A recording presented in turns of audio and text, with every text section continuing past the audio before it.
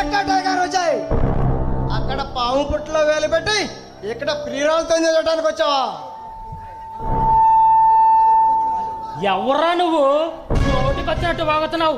నరాలు కత్తిరించి పడేస్తా, జాగ్రత్త. రే విజయ్, నేనేంటో మా పవర్ ఏంటో తెలియకుండా మాట్లాడుతున్నావు.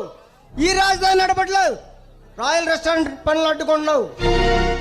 మా దారి కట్టు వచ్చిన వాడిని ఎవడైనా అడ్డంగా నరికేస్తారా?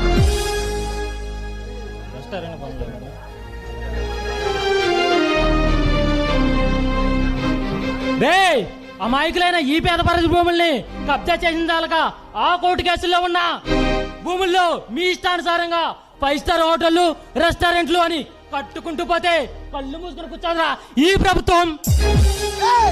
ఈ ప్రభుత్వం మా గుప్పిట్లో ఉందిరా. నాన్నెవరు తెలుసా? ఈ స్టేట్ కాబోయే సీఎం భగవాన్, రుద్ర భగవాన్.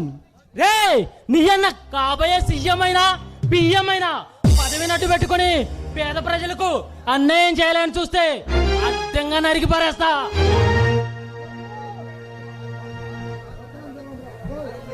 రే విజయ్,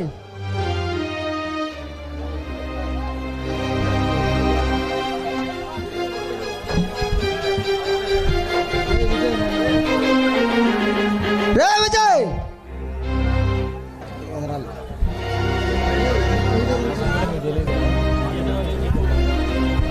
రే విజయ్, మా సంగతి నీకు పూర్తిగా తెలియదురా.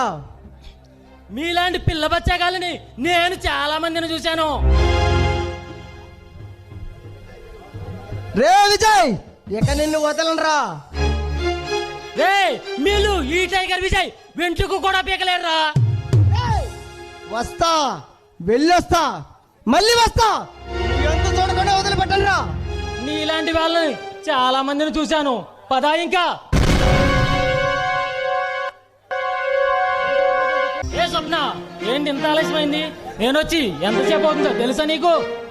మీరైతే అబ్బాయిలు బాబు, త్వరగా రెడీ అయిపోతారు.